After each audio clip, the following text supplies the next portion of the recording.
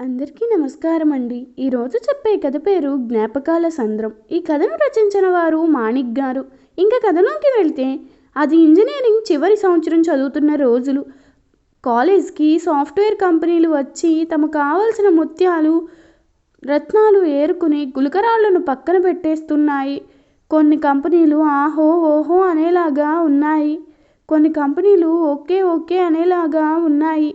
కొన్ని కంపెనీలు అరచేతిలో వైకుంఠం చూపిస్తూ ఉన్నాయి. నాకు సాఫ్ట్వేర్ అంటే ఇష్టం లేదు, కానీ ఇంట్లో వాళ్ళని బాధ పెట్టడం ఇష్టం లేక అయిష్టంగానే క్యాంపస్ సెలక్షన్కి అటెండ్ అవుతూ వస్తూ ఉన్నాను. నా టైం ఎలా ఉంది అంటే, కొన్ని కంపెనీల దగ్గరకు వచ్చాక తరిమేశాయి, మరికొన్ని మొదట్లోనే తరిమేశాయి. అయితే ఒక 2 కంపెనీలు మాత్రం చక్కగా నలుగు పెట్టి ఆకు వక్క ఇచ్చి తరిమేశాయి. ఆ రెండిట్లో ఒకటి చెన్నైలోనే ఉంది. కంపెనీ వాళ్ళు మా దగ్గరికి వచ్చి మీ జాతకాన్ని పరీక్షించుకోండి అని మా కాలేజ్కి ఒక లవ్ లెటర్ పంపించారు.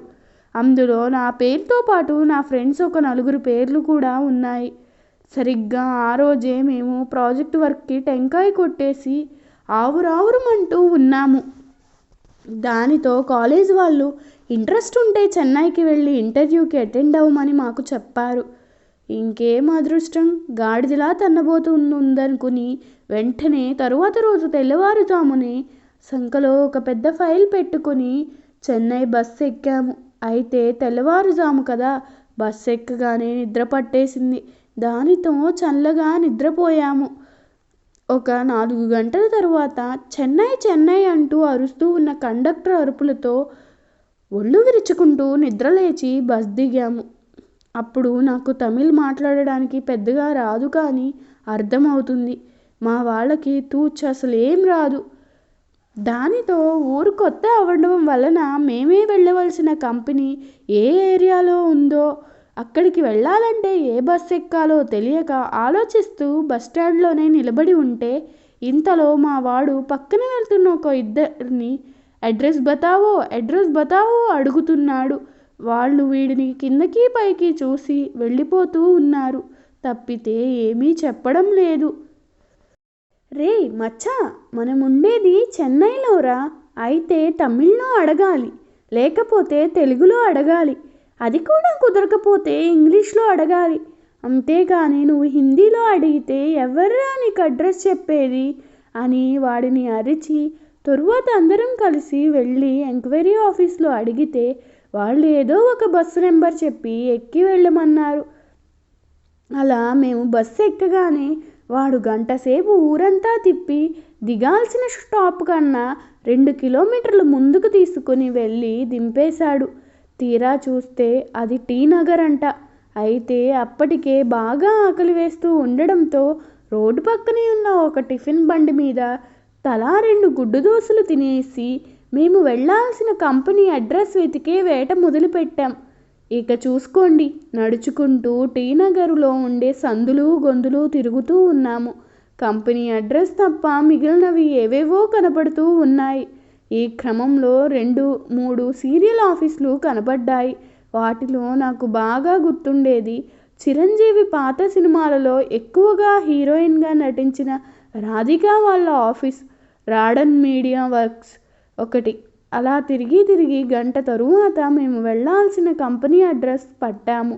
ఎలాగోలా అపసోపాలు పడి లోపలికి వెళ్ళి మేము పలానా కాలేజ్ నుండి వచ్చాము అని చెప్పగానే నడిచి చెమటలు పట్టిన మా శరీరాలు చూసి ఒక అతను తీసుకుని వెళ్ళి ఏసీ వేసిన రూమ్లో గంటసేపు కూర్చోబెట్టి అందరికీ కాఫీ ఇచ్చాడు. అలా కొద్దిసేపు తరువాత ఆ రూమ్లోకి ట్రైనింగ్ తీసుకుంటున్న వాళ్ళు ఒక 60 మంది దాకా వచ్చారు.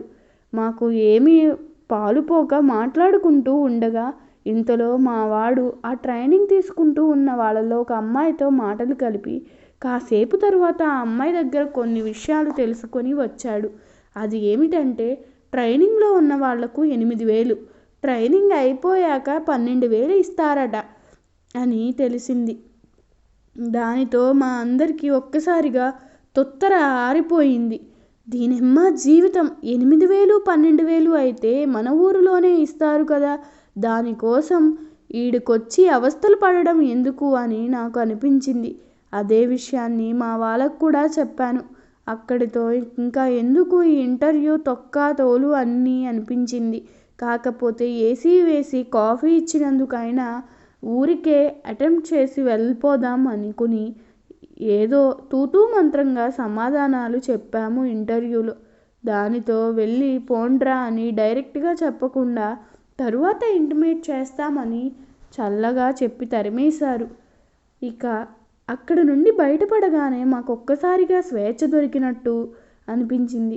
అప్పుడు టైం 1 గంట అవుతూ ఉండడంతో అందరికీ బాగా ఆకలి వేస్తూ ఉంది. దానితో అరగంట సేపు వెతికి ఒక ఫాస్ట్ ఫుడ్ సెంటర్లో వచ్చి రాని 4 తమిళ్ ముక్కలు మాట్లాడుతూ అందరం గోబీ తిని బయటికి వచ్చి తరువాత ఏం చేద్దామని అందరం మాట్లాడుకున్నాం. ఇంతలో మా ఫ్రెండ్ ఏరా మచ్చా, ఇంత దూరం వచ్చాము, బీచ్ చూసి వెళ్ళాం అని అనేసరికి నాతో సహా అందరికీ లేని ఉత్సాహం వచ్చింది. దానితో బీచ్కి వెళ్ళే బస్సు ఎక్కడ ఎక్కాలో తెలియక నడుచుకుంటూ వెళ్తుంటే అప్పుడు కనబడింది తమిళనాడులోని బాగా ఫేమస్ అయిన శారవణ స్టోర్స్. అది చూస్తే 7 అంతస్తుల పెద్ద బిల్డింగ్. సరే లోపల ఏముంటాయా అని చూడడానికి వెళ్ళాము. తీరా లోపలికి వెళ్తే అది ఒక పెద్ద జాతరలాగా ఉంది. జనాలంతా గుంపులుగా ఉన్నారు. బలవంతంగా ఒక 2-3 అంతస్తులు తిరిగేసరికి ఒంట్లో అప్పుడే తిన్న గోబీ సగం అరిగిపోయింది. మిగిలిన సగం గోబీ కూడా అరిగిపోతే బీచ్లో తిరగడానికి కష్టమని ఆలోచించి శారవణ స్టోర్స్కి బాయ్ చెప్పి అక్కడి నుండి బయలుదేరి బస్ స్టాప్ వెతుక్కుంటూ వచ్చాము. అయితే బీచ్ చూడడానికి వెళ్ళాలంటే ఏ బస్సు ఎక్కాలో తెలియక అక్కడ ఉండే 4-5గురిని అడిగితే వాళ్ళు ఏదో ఒక బస్ నెంబర్ చెప్పారు. తరువాత వాళ్ళు చెప్పిన నెంబర్ బస్సు ఒకటి వస్తే దానిని ఎక్కి బీచ్కి 5 టికెట్లు ఇవ్వండి అని అడిగితే వాడు మమ్మల్ని కింద నుండి పైకి 2 సార్లు చూసి ఎన్నా తెలుగు పసంగా అని అంటూ టికెట్లు ఇచ్చాడు. టికెట్లు తీసుకుని ఎంతో ఉత్సాహంగా సీట్లలో కూర్చుని తొలిసారి సముద్రం చూడబోతూ ఉన్నామనే ఆతృత ఒకవైపు, ఎప్పుడెప్పుడు సముద్రం చేరుకుంటామనే తొందర ఒకవైపు, మనసు ఒక చోట కుదురుగా నిలువనివ్వడం లేదు. మా తుత్తరకు తగ్గట్టే దాదాపు గంట పాటు సిటీ అంతా తిప్పి మైలాపురం మెరీనా బీచ్ దగ్గర బస్సు ఆపాడు. దిగేవాళ్ళు దిగుతూ ఉన్నారు, ఎక్కేవాళ్ళు ఎక్కుతూ ఉన్నారు. కానీ నాతో పాటు మా వాళ్ళు ఎవరూ దిగడం లేదు. నేను మాత్రం బస్ కిటికీలో నుండి మొదటిసారి సముద్రం చూడగానే భలే సంతోషం వేసింది. కానీ అప్పుడు నా మైండ్లో ఏందిరా స్వామి, సముద్రం ఆకాశం కలిసిపోయుండాయి, ఇదేంటి సముద్రం పైకి లేస్తుండాది అనే సందేహాలు వచ్చాయి. ఇంతలో మా వాళ్లతో కండక్టర్ మీరు ఎక్కడ దిగాలి అని తమిళ్లో అడుగుతున్నాడు. వాళ్ళు మేము బీచ్ దగ్గర దిగుతాము అని అంటున్నారు. అంటే బస్ బీచ్ దగ్గరికి తీసుకెళ్ళి దింపుతుంది అని అనుకున్నాం. ఆ కండక్టర్ అది దానా బీచ్ అని వేలుతో కిటికీలో నుండి సముద్రం చూపించి దిగమంటూ ఉన్నాడు. ఇక మాకు దిగక తప్పలేదు. అలాగా బస్ దిగి 1/2 కిలోమీటర్ నడిచిన తరువాత బీచ్ చేరుకున్నాము. సముద్రం గురించి ఎప్పుడు సినిమాలలో చూడడమే లేక ఎవరైనా చెప్తే తెలుసుకోవడమే చేసి నేను మొదటిసారి సముద్రాన్ని నేరుగా చూస్తూ ఉంటే మాటలు రావడం లేదు. వెంటనే సముద్రంలో మునగాలి అనిపించింది. కానీ మా వాలకం ఎలా ఉంది అంటే టక్ చేసుకుని చేతిలో ఫైల్ పెట్టుకుని ఉండడంతో మునిగే అవకాశం వచ్చినా సముద్రంలో మునగలేదు. అయితే నిప్పుల మీద కాల్చిన మొక్కజొన్నలు పీచు మిఠాయి తీసుకుని తింటూ బీచ్లో నడుస్తూ అలలను సముద్రపు గాలిని ఆస్వాదించాము. అలలు వచ్చి కాళ్ళను తాకుతూ ఉంటే ఏదో తెలియని అనుభూతి కలుగుతుంది. అలాగా అది సాయంత్రం టైం కావడంతో జనాలతో బీచ్ అంతా చాలా కోలాహలంగా ఉంది. అంతేకాకుండా సునామీ వచ్చినప్పుడు సముద్రం ఎంతవరకు ముందుకు వచ్చింది అనే దాన్ని గురించి ఎవరో చెప్తూ ఉంటే గమనించాము. అలా బీచ్లో నడుస్తూ ఉండగా అప్పుడే వాన పడింది.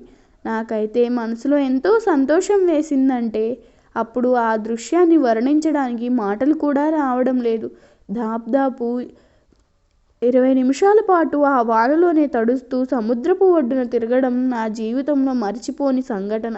ఇక తరువాత ఇంటికి తిరిగి వెళ్ళడానికి లేట్ అయిపోతుంది అని మాట్లాడుకుని సముద్రానికి, మెరీనా బీచ్కి టాటా చెప్పి అక్కడ నుండి వెనుదిరిగాము. వస్తూ ఉంటే బీచ్లోనే హోల్సేల్గా చాలా రకాల వస్తువులు అమ్ముతున్నారు. దానితో అక్కడికి వెళ్ళి అన్నీ చూసిన తర్వాత నేను మాత్రం 2 చేతికి కట్టుకునే వాచులను కొన్నాను. వాటి మీద మొదటి 600 రూపాయలని చెప్పి బేరమాడితే 200 రూపాయలకి ఇచ్చాడు షాపువాడు. అవి తీసుకుని మెల్లగా రోడ్డుకి వచ్చి బస్సు ఎక్కితే వాడు ఊరు మొత్తం తిప్పుతూ తీసుకువెళ్తున్నాడు. అయితే అది వేసవికాలం కావడంతో IPL సీజన్ జరుగుతూ ఉంది. మా బస్సు చెన్నై చెపక్ స్టేడియం పక్కనే వచ్చింది.